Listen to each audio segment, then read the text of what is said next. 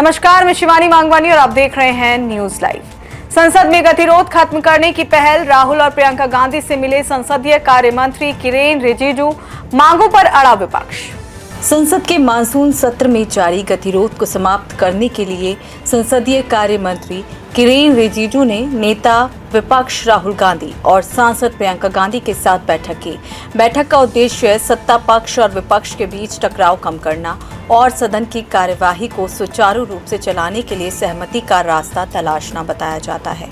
Media reports के अनुसार बैठक में दोनों पक्षों ने संसद में सामान्य कामकाज बहाल करने के उपायों पर चर्चा की। दूसरी ओर आज भी लोकसभा की कार्यवाही शुरू होते ही विपक्षी दलों ने हंगामा करते हुए सरकार से अपनी मांगों पर चर्चा कराने की मांग की। इस बीच लगातार शोर शराबे और व्यवधान के चलते सदन की कार्यवाही दोपहर 2 बजे तक स्थगित करनी पड़ी। इससे पूर्व नेता विपक्ष राहुल गांधी, कांग्रेस अध्यक्ष मल्लिकार्जुन खड़गे, प्रियंका गांधी और अन्य विपक्षी सांसदों ने संसद के मकर द्वार पर केंद्रीय गृह मंत्री अमित शाह के खिलाफ विरोध प्रदर्शन किया। रिजर्व बैंक की मॉनेटरी पॉलिसी की मीटिंग, सस्ते नहीं होंगे लोन, गवर्नर बोले दुनिया में उथल पुथल से बड़ी महंगाई। रिजर्व बैंक ने रेपो रेट को 5.25% पर बरकरार रखा है। इससे नए लोन की तरह मौजूदा लोन पर ब्याज दर और ईएमआई कम नहीं होगी। रिजर्व बैंक की मॉनेटरी पॉलिसी कमेटी की 3 दिन चली बैठक के बाद गवर्नर संजय मल्होत्रा ने कहा कि दुनिया भर में जारी उठापटक की वजह से महंगाई बढ़ी है। इसके चलते फिलहाल ब्याज दरों में कोई बदलाव नहीं किया गया है और एफडी पर मिलने वाला ब्याज भी फिलहाल कम नहीं होगा। हालांकि सभी बैंक रिजर्व बैंक के अनुसार ब्याज दरें एक जैसी नहीं रखते हैं और वह लागत व बाजार को देखकर इसमें थोड़ा बदलाव कर सकते हैं। वहीं इस वर्ष अब तक रिजर्व बैंक की मॉनेटरी पॉलिसी कमेटी की 3 बैठकें हुई हैं और इन तीनों बैठकों में रेपो रेट 5.25% पर ही बरकरार रखा गया है।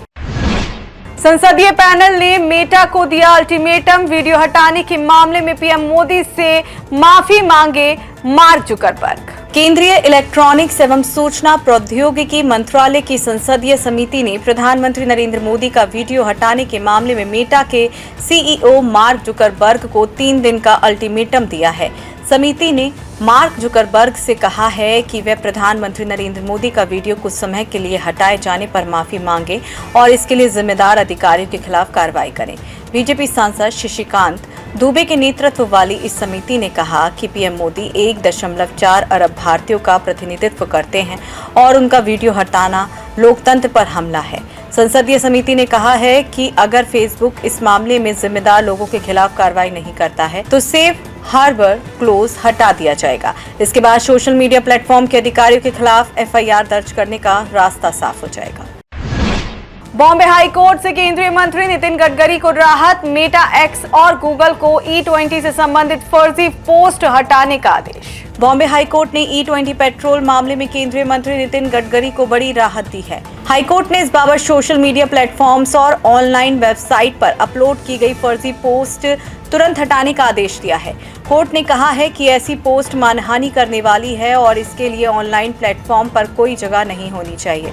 हाई कोर्ट ने मेटा, एक्स और गूगल जैसे ऑनलाइन प्लेटफॉर्म से कहा कि ऐसी पोस्ट खुद ही हटा देनी चाहिए। कोर्ट ने कहा कि अगर कोई अपमानजनक पोस्ट डालता है तो उसे तुरंत हटा दिया जाना चाहिए। बॉम्बे हाई कोर्ट ने यह भी कहा है कि भविष्य में कोई ऐसा सिस्टम होना चाहिए जिससे ऑनलाइन प्लेटफॉर्म बिना किसी व्यक्ति के कोड गई हो, ऐसी ही सामग्री को हटा दे। इस मामले की अगली सुनवाई अब 4 हफ्ते बाद तय की गई है। ईरान अमेरिका तनाव के बीच 20 मिनट में 7 धमाकों से दहला दुबई, यमन की ओर से हमले का दावा। ईरान और अमेरिका के बीच जारी युद्ध का असर खाड़ी देशों पर भी पड़ रहा है और सबसे सुरक्षित माने जाने वाले यूएई और सऊदी अरब भी इसकी जांच से नहीं बच पाए हैं। मीडिया रिपोर्ट्स के अनुसार अब दुबई के जेबल अली इंडस्ट्रियल एरिया में कई धमाके सुने गए हैं और इस घटना का वीडियो बनाने के आरोप में 2 लोगों को गिरफ्तार कर लिया गया है। ईरान की समाचार एजेंसी मेहर के अनुसार 20 मिनट में कम से कम 7 धमाकों की आवाज सुनी गई। ईरान के एक समाचार आउटलेट का दावा है कि यमन की तरफ से यूएई पर मिसाइल से हमला किया गया था। नासा की थर्मल इमेज से पता चलता है कि बंदरगाह के पास गोदाम में आग लग गई, जिसका इस्तेमाल फ्यूल स्टोरेज और ट्रांसफर के लिए किया जाता है। जेबेल अली यूएई के अहम शॉपिंग हब में से एक है, जो दुबई सिटी से लगभग 25 मील दक्षिण पश्चिम में स्थित है। शेयर बाजार में फिर बड़ा उछाल, सेंसेक्स 626 अंक और निफ्टी 54 अंक तक चढ़ा। सप्ताह के तीसरे कारोबारी दिन घरेलू शेयर बाजार में जोरदार रिकवरी और खरीदारी का रुख देखने को मिला।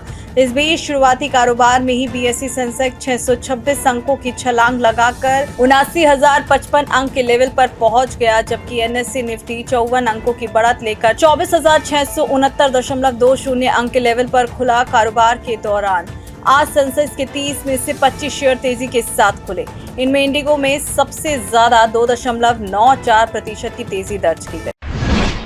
सराफा बाजार में उतार चढ़ाव जारी, एक बार फिर बढ़े सोने चांदी के दाम। सराफा बाजार में उतार चढ़ाव के बीच एक बार फिर सोने और चांदी के भाव में तेजी का रुख रहा। आधिकारिक वेबसाइट ibjardas.com के अनुसार 999 शुद्धता के सोने का भाव करीब 2,500 रुपए बढ़कर 1,45,577 रुपए प्रति 10 ग्राम और 995 शुद्धता के सोने का रेट 1,44,994 रुपए प्रति 10 ग्राम दर्ज किया गया। इसके साथ ही 999 शुद्धता की चांदी की कीमत करीब 7,000 रुपए बढ़कर 2,26,200 रुपए प्रति किलोग्राम रिकॉर्ड की गई।